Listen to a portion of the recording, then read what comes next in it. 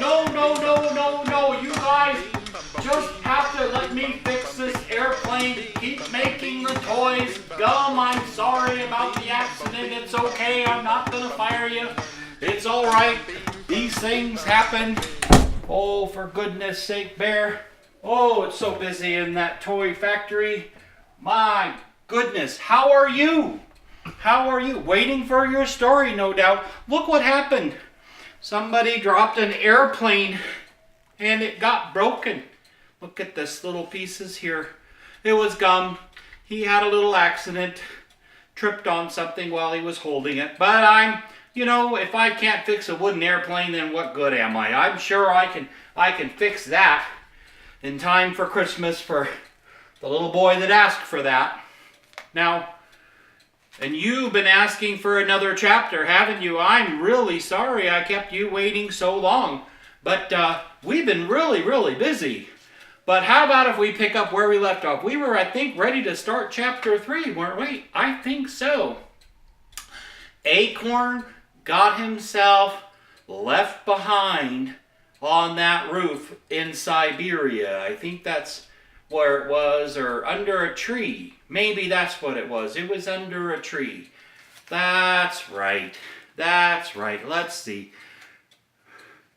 Oh, yeah. The next thing he knew, Santa let out a loud whistle and his reindeer bolted into the sky, pulling Santa with his pack sleigh and one very naughty elf. No, wait a minute. That's chapter 1. Oh, here we go. Oh, yeah. Just as he was crawling out of the chimney, he heard Santa give a whistle, and the reindeer launched into the sky, leaving Acorn behind. He was stranded. Santa had left him behind. Oh, yes. Oh, I'm so sorry to keep you waiting so long. Let's find out what's happened to Acorn. Okay, here we go. Oh, I think I need my glasses. I'm going to have an easier time reading this if I've got my glasses on. Let's see, where did I put them? Oh, there they are. Oh, goodness.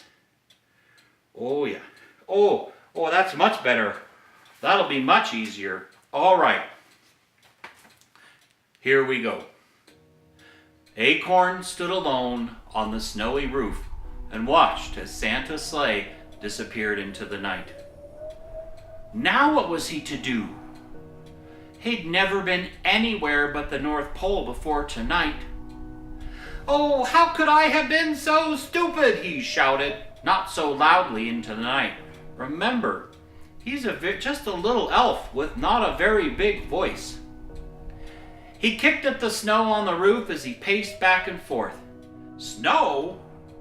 How long had he been asleep? At the last he remembered, they'd been delivering presents in Korea. Now it looked like he was somewhere in Siberia. He was getting cold standing outside, so he decided to slide back down the chimney. Inside was much warmer than outside, and there was even a plate of cookies and a half a glass of milk that Santa hadn't finished. Santa never had time or the room to eat all the cookies and milk that children left out for him on Christmas Eve. Acorn was just finishing up the last cookie. He was really hungry when he heard something. Snuff! Snuffle! Snuff! Acorn looked across the room and saw a huge dog just starting to wake up. The dog opened its eyes, and Acorn was the first thing he saw. Woof, woof, woof, woof, woof. The dog leapt out of his bed and lunged at Acorn. Acorn dove into the Christmas tree and started climbing madly toward the top. I suppose every one of us has at one time or another wished that they could climb a Christmas tree. Acorn had lots of practice climbing Christmas trees because one of his other jobs, besides painting the insides of doll houses, was to change burnt-out bulbs in the Christmas trees. Acorn scampered up as the dog ran at the tree. Crash! The dog hit the tree and the tree went over. Ornaments scattered all over the floor as the dog tried digging through the tree to get to Acorn. Lights came on upstairs and footsteps came running.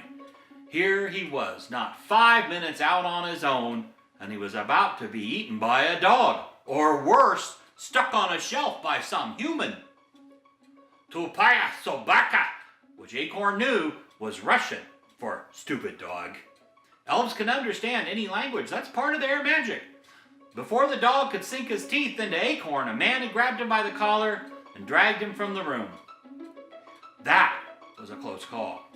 Acorn heard other footsteps coming down the stairs, so he quickly raced back up the chimney.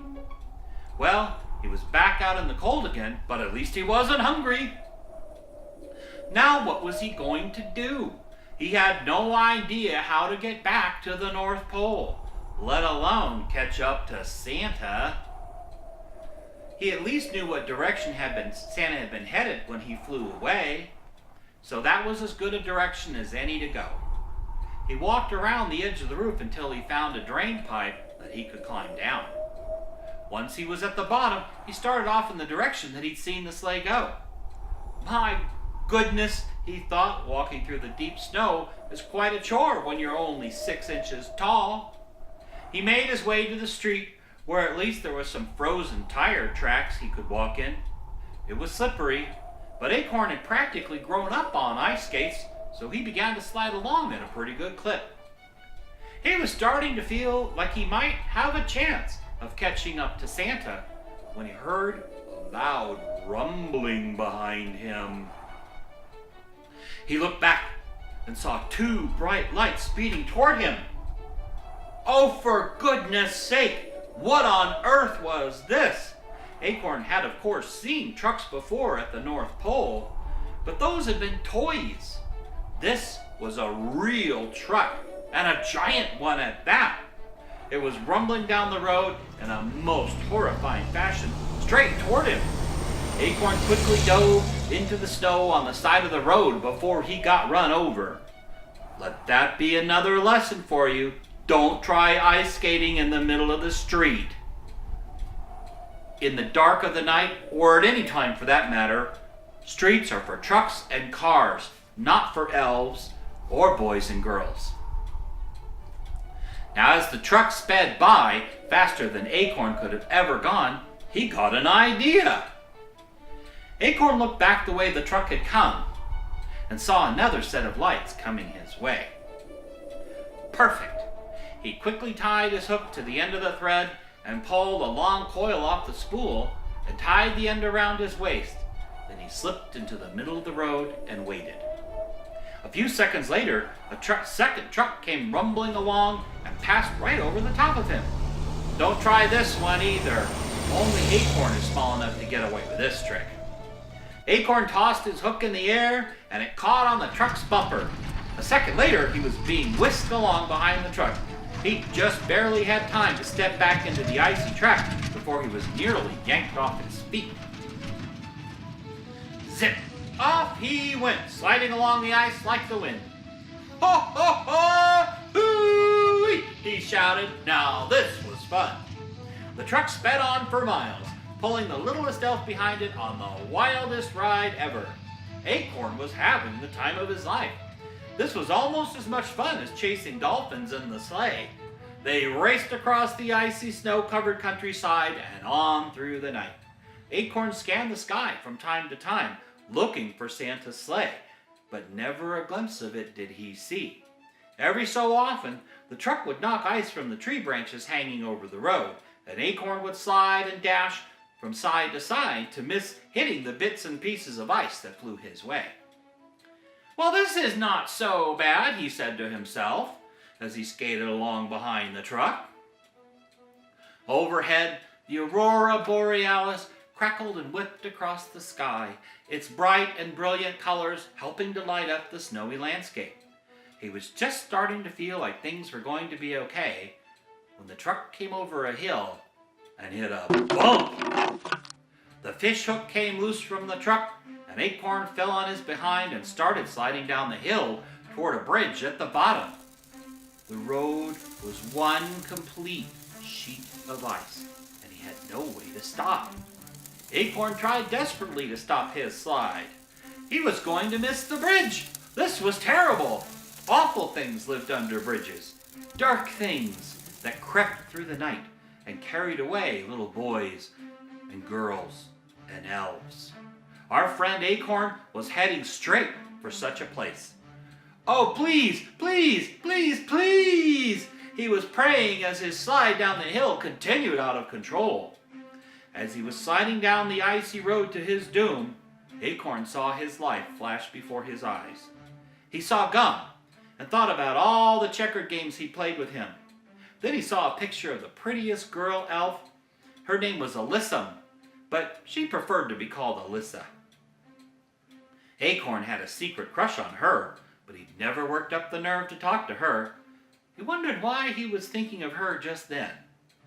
At the last second, his hook caught on a rock and Acorn flew over the edge of the road and then under the bridge. His drop was cut short as he ran out of thread just inches from the bottom. That was close, he breathed a sigh of relief. He dangled in silence for a second, thankful for his good fortune. And then he heard it. A slow, deep, slithering sound that was slowly drawing near. Acorn froze at the end of his thread, hoping that he would escape notice of this awful and dark thing. There was a silence, and then a deep, slow chuckle.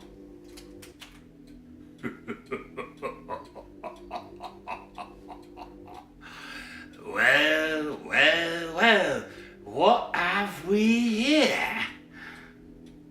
And that, my friend, is the end of chapter 3. What could possibly happen to Acorn now? First, he flies out of the sleigh. Then, he gets dumped under a Christmas tree. And now he's hanging by a thread under a bridge. Well, Mr. Bear, I hope I don't keep you waiting too long for the next chapter. It's awful busy out there in the toy factory tonight. And in fact, I've got to get back there. The boys and I are working overtime. My goodness, all the late orders that are coming in. Boys and girls, write Santa your letters early, okay? We have so much to do all year long, and getting those letters at the last minute makes it extra difficult. So please write to Santa early. I love to get your letters. In fact, you could write to me in July, and that would be just fine. Well, all right, Mr. Bear, it's time for you to go to bed. Don't forget to brush your teeth, and that goes for you boys and girls out there too. And I'll see you again soon. Oh, goodness.